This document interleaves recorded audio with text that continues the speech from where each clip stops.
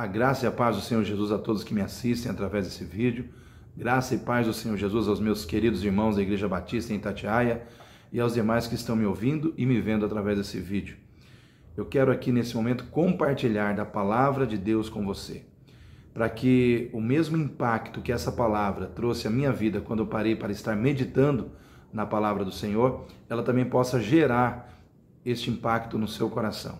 Eu fui impactado pela palavra de Deus e o Senhor falou profundamente comigo através da sua palavra, trazendo uma mensagem poderosa que veio trazer dentro de mim um despertamento espiritual. E eu quero que esse despertamento espiritual ele não aconteça somente dentro do meu coração, ele não aconteça somente dentro da minha vida, mas que também venha acontecer dentro da sua vida. Que essa palavra ela venha levar você para mais perto do altar do Senhor. Que essa palavra venha gerar dentro de você, né, de forma mais intensa, temor e compromisso com Deus e com o seu reino. É isso que nós precisamos ter e é nesse sentido que nós precisamos crescer dentro da nossa relação de intimidade com Deus nesse tempo. E eu quero também desejar a você que a unção, o poder e a graça de Deus sejam derramados abundantemente sobre a sua vida nesse momento. Queridos, eu quero compartilhar com todos um texto que se encontra na palavra de Deus, que foi o texto que Deus usou para falar profundamente ao meu coração. Esse texto se encontra lá em 1 Pedro capítulo 4, versículo 12 em diante, que diz assim: Amados, não estranheis a ardente prova que vem sobre vós para vos tentar, como se coisa estranha vos acontecesse, mas alegrai-vos no fato de serdes participantes das aflições de Cristo, para que também na revelação da sua glória vos regozijeis e alegreis. Se pelo nome de Cristo sois vituperados, que quer dizer envergonhados, bem-aventurados sois, porque sobre vós repousa o Espírito da glória e de Deus. Quanto a eles, é ele sim blasfemado, mas quanto a vós é glorificado. Que nenhum de vós padeça como homicida, ou ladrão, ou malfeitor, ou como aquele que se intromete em negócios alheios. Mas se padece como cristão, não se envergonhe, antes glorifique a Deus nesta parte. Porque já é tempo que comece o julgamento pela casa de Deus. E se primeiro começa por nós, qual será o fim daqueles que são desobedientes ao Evangelho de Deus? E se o justo apenas se salva, onde aparecerá o ímpio e o pecador? Portanto, também os que padecem segundo a vontade de Deus, encomendem-lhe as suas almas como ao fiel Criador, fazendo o bem. Queridos, esse texto aqui ele é tremendo, ele é maravilhoso, ele é fantástico. As revelações que o Senhor traz aos nossos corações através desse texto são revelações profundas e despertadoras no sentido espiritual da nossa vida. Eu vejo que nós vivemos tempos emblemáticos, dias que aos olhos de muitos são considerados dias apocalípticos, porque estamos vivendo muitas daquelas situações que a Bíblia descreve como situações apocalípticas. Nós estamos vivendo hoje cercado de situações que a Bíblia descreve como situações que aconteceriam nos tempos do fim.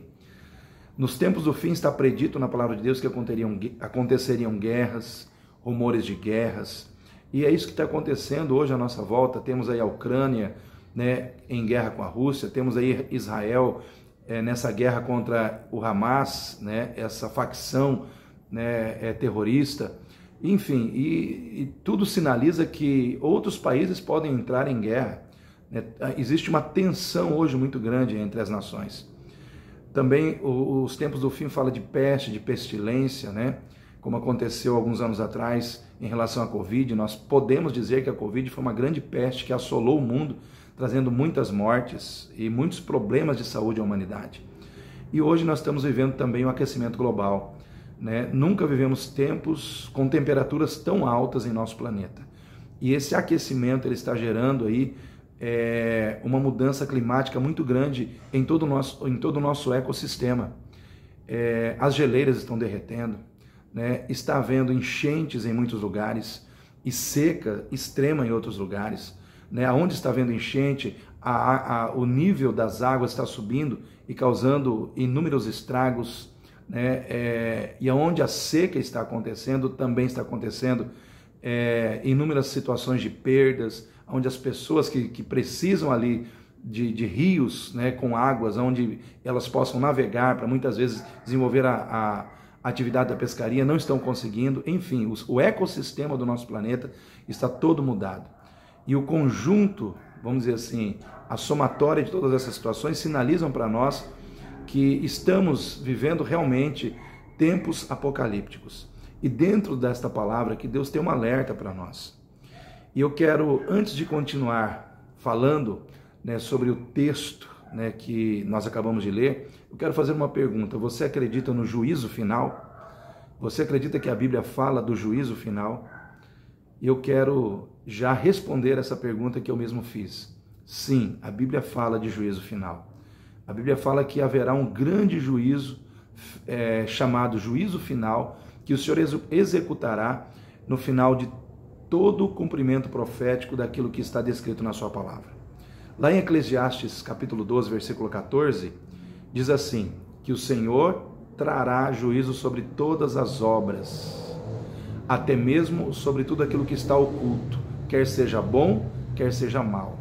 Lá no livro do Apocalipse, no capítulo 20, do versículo 11 ao 15, ali fala do grande trono branco.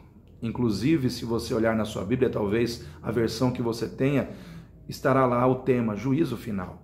E ali fala que o Senhor estará sentado num grande trono branco, os céus e a terra fugirão da sua presença, e todos os mortos comparecerão ali diante do Senhor. Nesse trecho bíblico, do versículo 11 ao versículo 15 de Apocalipse 20, fala que o mar devolverá os seus mortos. Fala também que o inferno e a morte também devolverão os seus mortos, para que todos estejam ali sendo julgados pelo Senhor. E ali no final, a palavra de Deus nos diz que depois que o Senhor julgar todas as pessoas que ali estarão, o inferno e a morte serão lançados no lago que arde com fogo e enxofre. E todos aqueles cujos nomes não foram encontrados no livro da vida, também serão lançados no lago que arde com fogo e enxofre. Esse será o juízo final, onde Deus julgará e condenará todos aqueles que desdenharam, que fizeram pouco caso da sua vontade e que rejeitaram a sua graciosa salvação oferecida a toda a humanidade através do seu Filho e do seu sacrifício realizado na cruz do Calvário. Não somente as pessoas que disseram não a essa salvação graciosa, mas aquelas que também chegaram a aceitar essa salvação, mas no meio do caminho apostataram da fé. Ou seja, negaram a Cristo em suas vidas. E é aí que mora o perigo para as nossas vidas. E eu quero dizer para você, querido, que antes do Senhor executar esse juízo, que a Bíblia descreve como juízo final, o Senhor executará o juízo da sua casa. Deus julgará primeiro a sua casa, que é a sua igreja.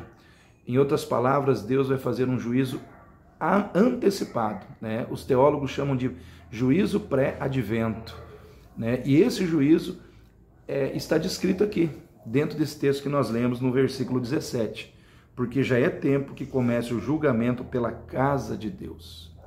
Em outras palavras, queridos, Deus já está executando um julgamento hoje sobre a vida da sua igreja, sobre a sua casa, sobre a vida do seu povo, sobre as nossas vidas, sobre a minha vida, a sua vida, sobre a vida de cada um de nós que confessamos a Jesus como Senhor e Salvador das nossas vidas, que aceitamos Cristo como Senhor e Salvador e que nos reconhecemos como Filho do Deus vivo em Cristo Jesus.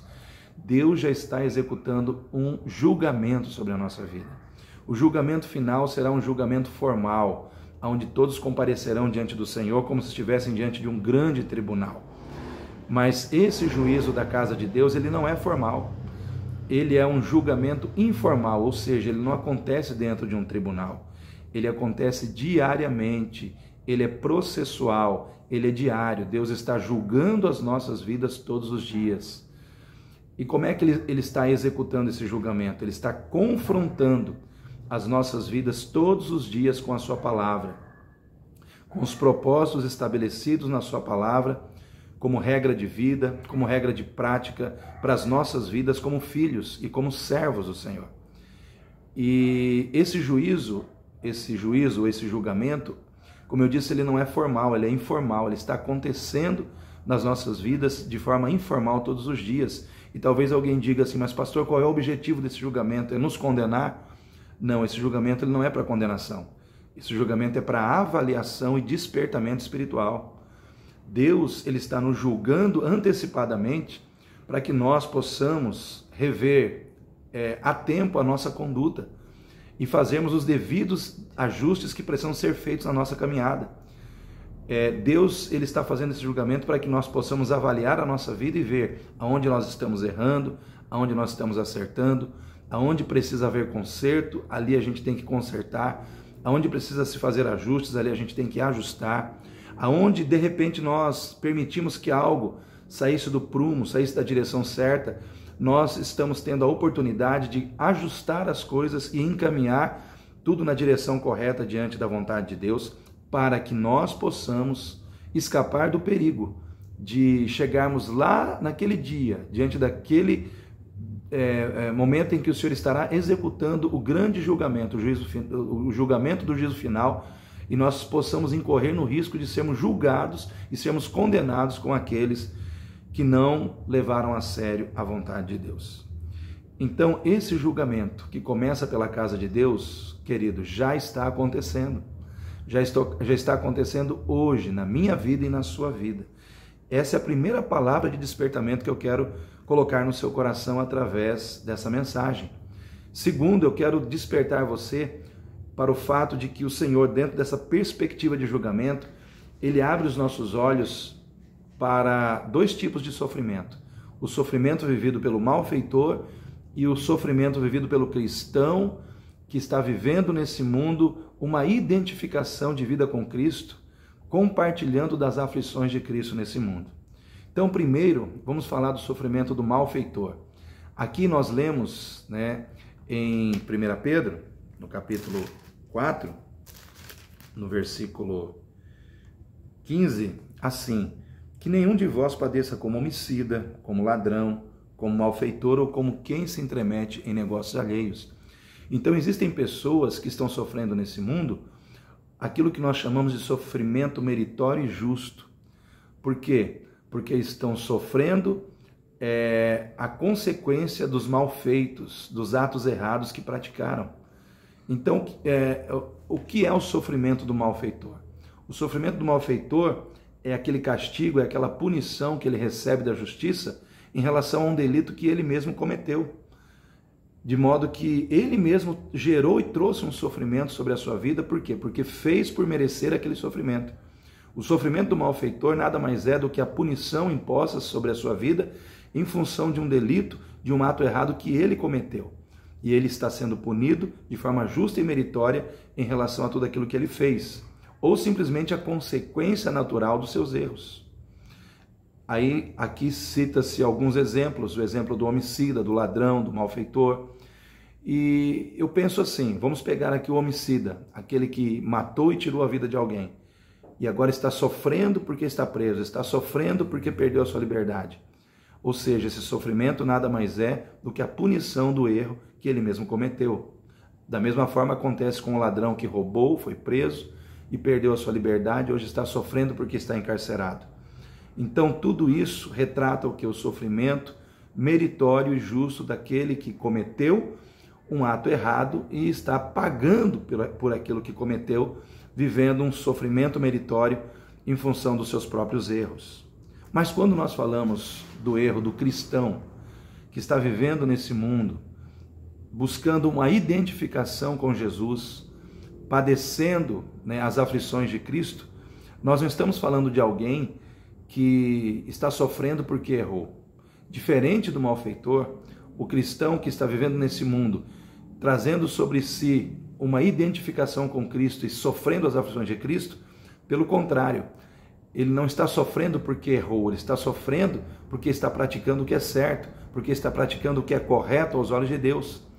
E ele está sofrendo por fazer o que é certo, por fazer o que é correto. Por quê? Porque está vivendo num mundo que está andando errado, pelo fato das pessoas que estão nesse mundo estarem corrompidas, dominadas e escravizadas pelo pecado.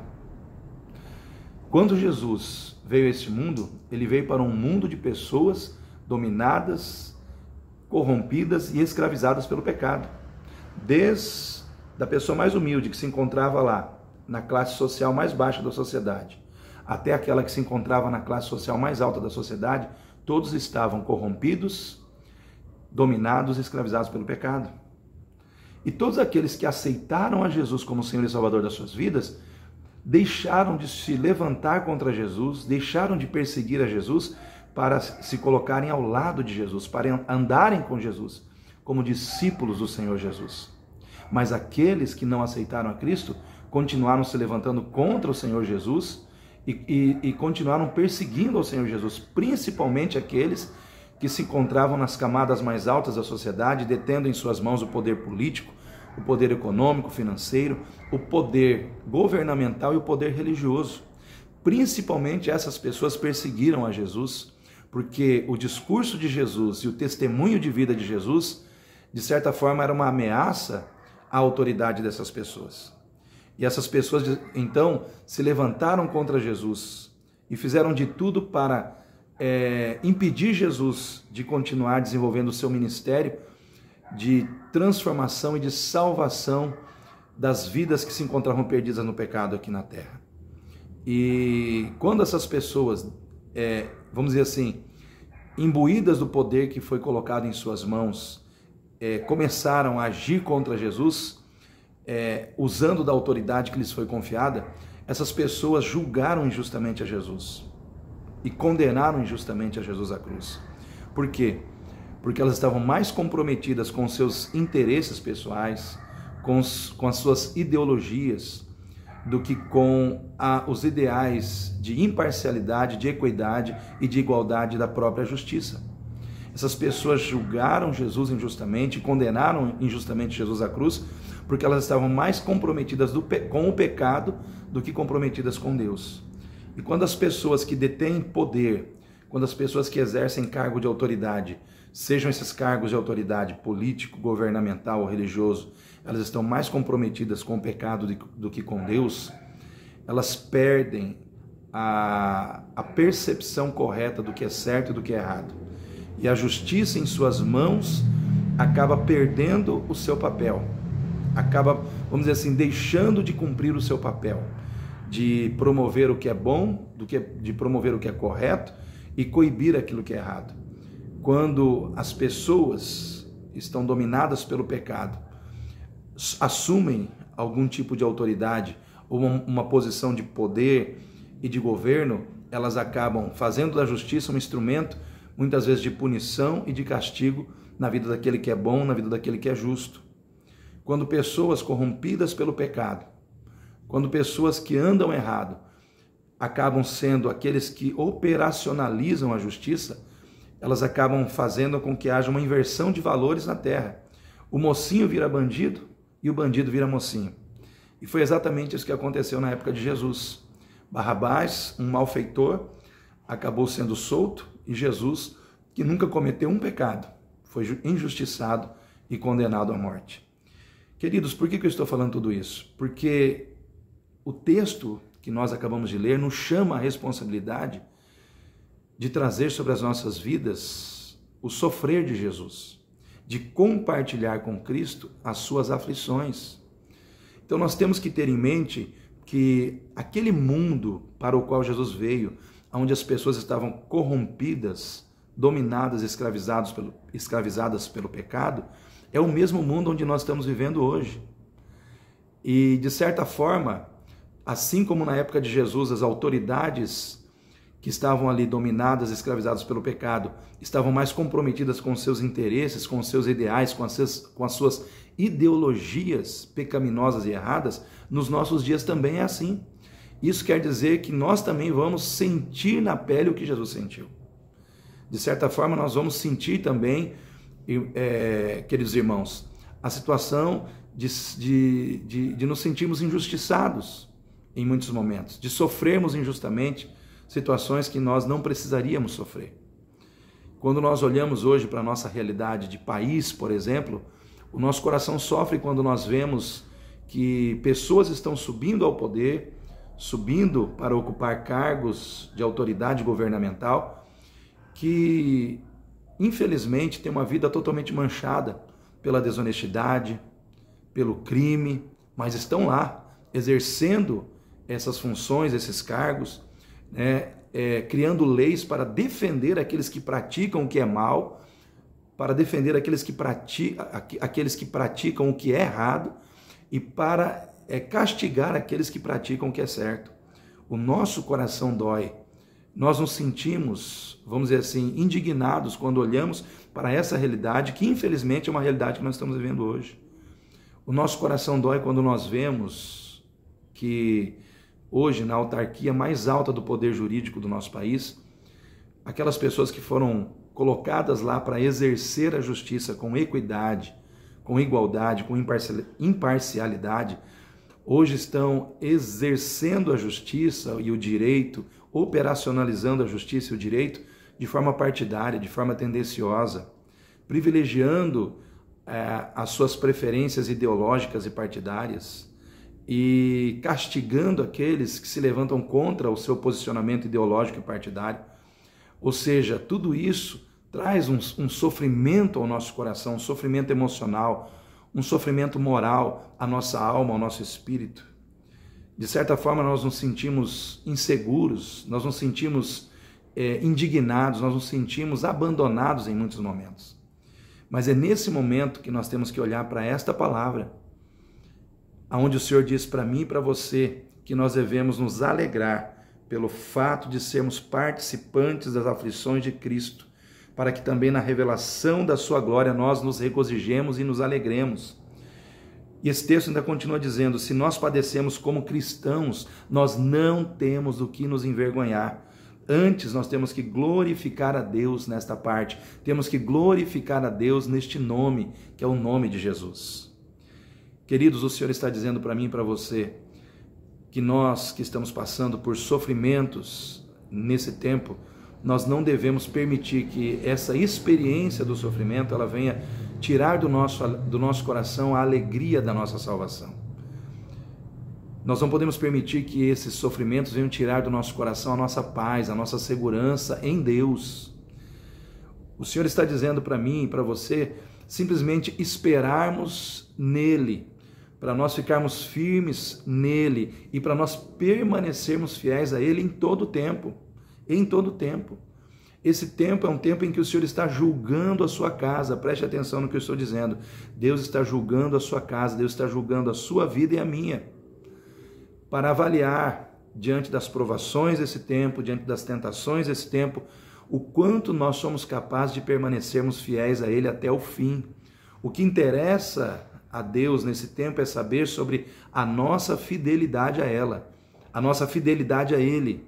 Se essa fidelidade é realmente verdadeira, se ela é uma fidelidade a toda prova, se ela resiste às situações de dor, de sofrimento, se ela resiste às situações de sedução, né, aonde nós também somos expostos à sedução do mundo. O Senhor quer saber se eu e você somos fiéis a Ele e se vamos permanecer fiéis a Ele até o fim.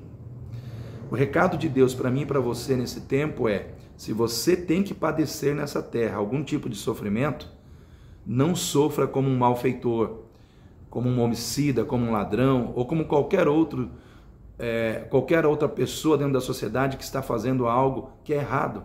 Não sofra como um malfeitor.